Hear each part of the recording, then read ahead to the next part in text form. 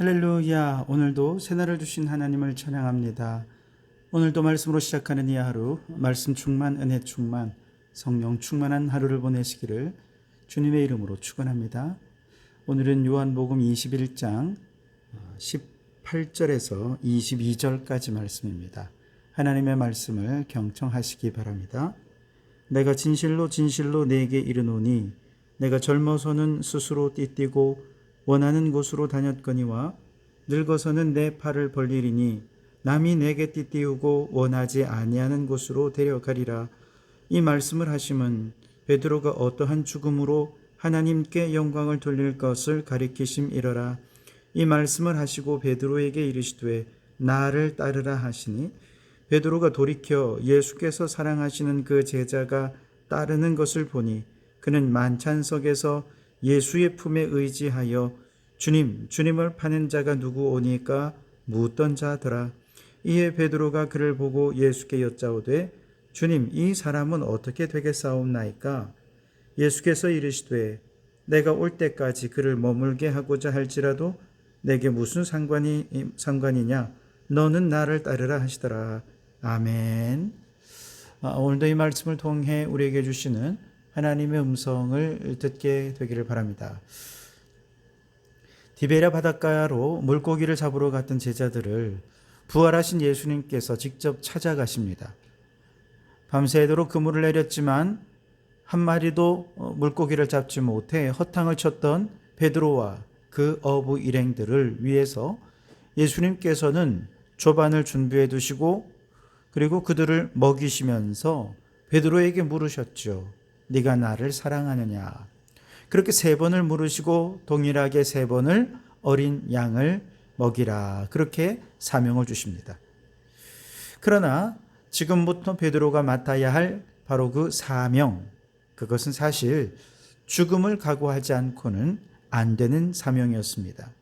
그래서 곧이어서 예수님께서 베드로에게 죽음을 예고하시죠. 18절에 내가 진실로 진실로 내게 이르노니 내가 젊어서는 스스로 띠띠고 원하는 곳으로 다녔거니와 늙어서는 내 팔을 벌리리니 남이 내게 띠띠우고 원하지 아니하는 곳으로 데려가리라 그랬습니다.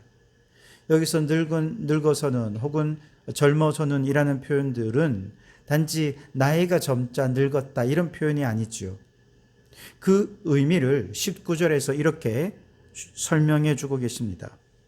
이 말씀을 하심은 베드로가 어떠한 죽음으로 하나님께 영광을 돌릴 것을 가리키심이러라.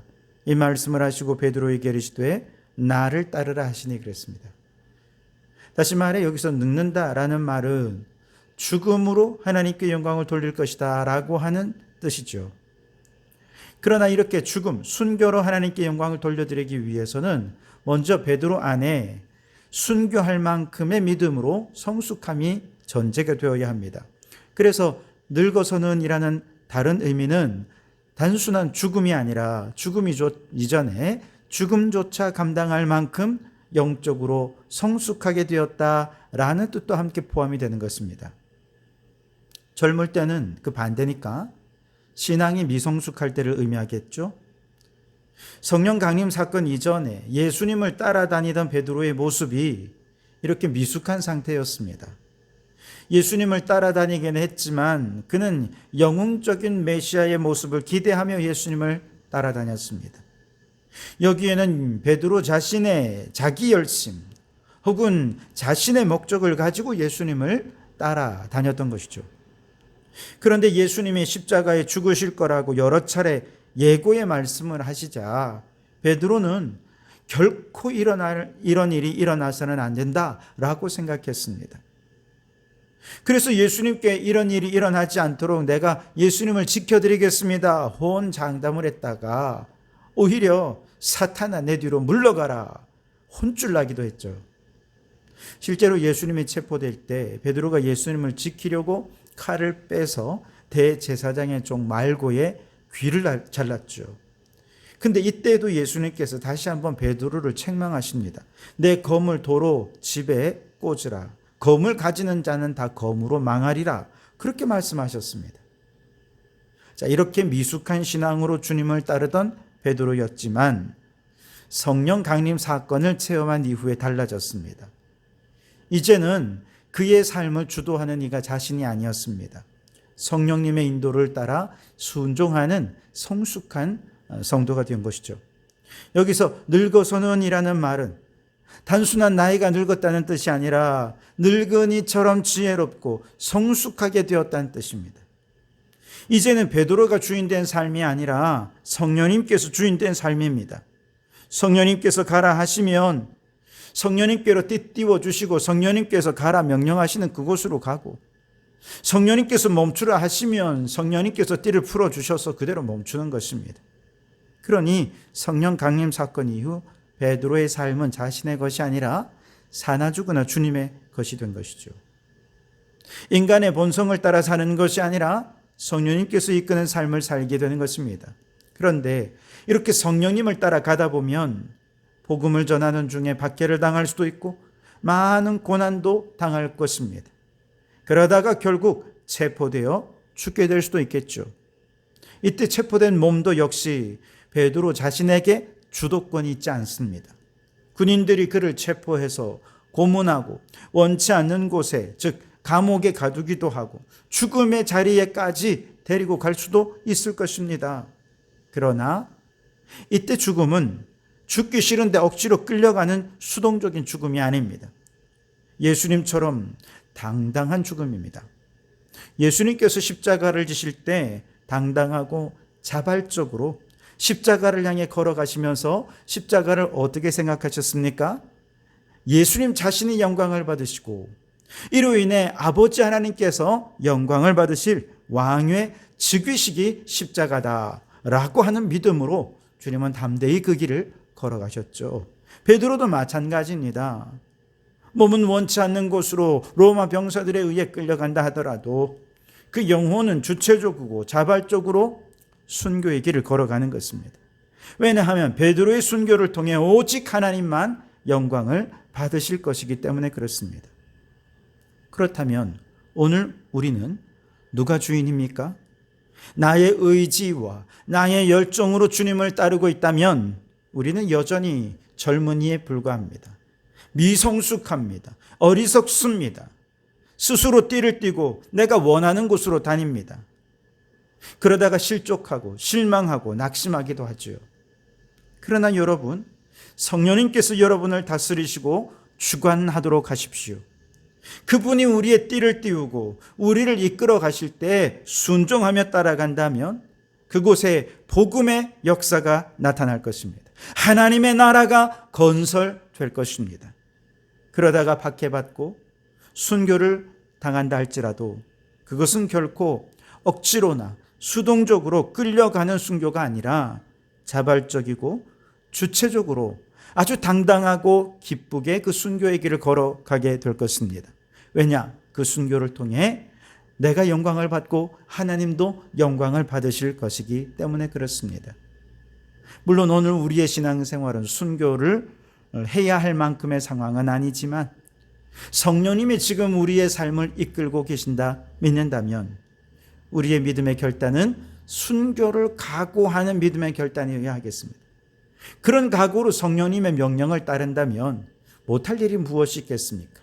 내게 능력 주시는 자 안에서 모든 것을 할 수 있게 되고 복음의 열매, 성령의 열매를 풍성히 맺을 수 있게 될 줄 믿습니다. 자, 20절과 21절을 보시면 베드로가 돌이켜 예수께서 사랑하시는 그 제자가 따르는 것을 보니 그는 만찬석에서 예수의 품에 의지하여 주님을 파는 자가 누구오니까 묻던 자더라. 이에 베드로가 그를 보고 예수께 여짜오되 주님, 이 사람은 어떻게 되겠사옵나이까? 자, 여기서 예수님이 사랑하시는 그 제자, 예수님의 품에 의지해 있던 그 제자가 오늘 이 요한복음을 기록하는 사도 요한이지요. 베드로가 이렇게 예수님께 사명을 받을 때 사도 요한이 옆에 있었습니다. 눈에 들어왔어요. 왜냐하면 사도 요한도 베드로 못지않게 열정적으로 주님을 따르던 사람 아닙니까? 즉 미성숙한 채로 주님을 따르던 사람의 한 사람이었습니다. 오죽했으면 야고보와 요한을 가리켜서 우레의 아들이다, 천둥의 아들이다 말할 정도로 아주 열정이 대단했었죠. 그와 함께 야역도 굉장했습니다. 예수님께서 보좌에 오르실 때에 주님의 보좌 좌편과 우편에 야고보와 요한 형제를 좀 앉혀달라고 청탁할 정도로 야역도 굉장했어요. 인간의 열심을 따라 주님을 따랐던 것이죠. 그러면서도 마지막 만찬 자리에서 주님의 품에 의지해서 제자들을 대표해서 제자들이 궁금해하는 내용을 주님께 질문할 정도로 또 주님과 친밀한 자이기도 했습니다. 심지어 십자가 위에서는 예수님께 마지막으로 예수님의 어머니를 부탁할 정도로 예수님의 사랑을 받던 제자가 요한이었습니다. 자, 이런 요한, 베드로가 보면서 이제 궁금해졌어요. 주님, 이 사람은 어떻게 되겠습니까? 저 친구도 나처럼 순교할까요? 아니면 저를 향한 또 다른 계획을 갖고 계십니까? 라고 하는 질문이죠. 예수님께서 대답하십니다. 22절에 예수께서 이르시되 내가 올 때까지 그를 머물게 하고자 할지라도 내가 내게 무슨 상관이냐? 너는 나를 따르라 하시더라. 내게 무슨 상관이냐? 너는 나를 따르라. 무슨 뜻입니까? 하나님께서는 사람마다 모두 다른 은사와 계획들을 가지고 계시다는 뜻입니다. 그래서 베드로처럼 누군가는 순교하겠지만 또 누군가는 순교하지 않을 수 있습니다. 그 걸음을 인도하시는 분은 성령님이니까 우리는 그저 성령님께 순종할 뿐입니다. 지금 단정 지을 수 있는 건 아무것도 없죠. 그러니 남이 어떻게 될까 그거 신경 쓰지 말고 비교하지도 말고 하나님 앞에서 내가 어떻게 주님을 따를 것인가 이것만 신경 쓰라는 겁니다. 아니, 나는 순교하는데 베드로는 순교를 안 해? 그럼 내가 좀 억울한데? 여러분, 이런 생각이 들 때 주님께서는 그렇게 생각하지 말라는 거예요. 왜냐하면 순교하는 자는 순교하는 것으로 하나님께 영광을 돌리지만 순교하지 않으면 순교하지 않는 것으로 또한 하나님께 영광을 돌려드릴 것입니다. 그러니 비교하는 건 의미가 없죠. 실제로 베드로는 순교를 통해 하나님께 영광을 돌렸죠. 사도 요한도 순교하고 싶었습니다. 그런데 도미티안 황제가 아무리 요한을 죽이려고 해도 막 끓는 가마에 집어넣고 별별 방법을 다 동원해서 죽이려고 해도 하나님께서 그를 죽지 못하게 만드신 것입니다. 그래서 밤모섬으로 유배를 떠났고 그곳에서 환상 중에 천상을 보며 요한계시록을 쓴 것이죠. 즉 베드로는 순교로 하나님께 영광을 돌려드렸지만 요한은 죽지 않는 것을 통해 그리고 요한계시록을 기록함을 통해 예수님의 재림과 새하늘 새 땅을 소망하게 함으로써 하나님께 영광을 돌려드렸습니다. 여러분, 우리의 삶은 그래서 사나 죽으나 주님의 것입니다. 어떤 사람은 건강함으로 주님께 영광을 돌려드리지만 어떤 사람은 질병으로 주님께 영광을 돌려드릴 수 있습니다. 어떤 사람은 성공하고 출세해서 영광을 돌려드리지만 어떤 사람은 가난한 중에 이웃을 사랑함으로 주님의 영광을 나타낼 수 있습니다. 어떤 사람은 지혜로움으로 어떤 사람은 지혜롭지 못함으로 하나님께 영광을 돌려드릴 수 있습니다. 중요한 것은 다른 사람과 나를 비교하는 것이 아니라 지금 내 모습 이대로 주님께 영광을 돌려드리며 사는 것입니다. 내게 무슨 상관이냐? 너는 나를 따라라. 여러분, 이 말씀이 오늘 우리에게 꼭 필요한 말씀이지요. 남들이 그가 가진 모습으로 주님께 영광을 돌려드릴 때 부러워할 이유가 없습니다. 혹은 우리가 위축될 이유가 없어요. 그저 오늘 하나님께서 내게 주신 은사와 달란트가 무엇인지, 지금 내게 있는 작은 것이 무엇인지 그거 보면서 주님께 드리고 주님의 영광을 위해 오늘도 헌신하며 살아가는 우리 성도들이 되실 수 있기를 주님의 이름으로 축원합니다. 기도하겠습니다. 하나님, 지금은 여전히 내 뜻과 내 의지대로 주님을 따르는 미성숙한 신앙일지라도 성령님께 우리의 삶을 의지합니다. 성령님을 따르게 하옵소서. 성령님께서 가라고 하시는 그 길, 고난의 길, 십자가의 길, 순교의 길이라도 그 영광을 위해 기쁨으로 그 길을 감당하는 성숙한 그리스도인, 성령 충만한 그리스도인이 되게 해 주시옵소서. 주님, 남들과 비교하지 않게 하옵소서. 세상에는 다양한 사람들이 있지만 다양한 사람들을 향한 하나님의 계획도 다양한 줄 믿습니다. 그러니 오직 나는 내 모습 이대로 어떻게 주님의 영광을 돌려드릴 수 있을까만 생각하며 주님을 따르게 하옵소서. 무더위가 연일 계속됩니다. 건강을 지켜주시고 재난 당하신 분들이 속히 삶이 회복될 수 있게 도와주시옵소서. 예수님 이름으로 기도하옵나이다. 아멘.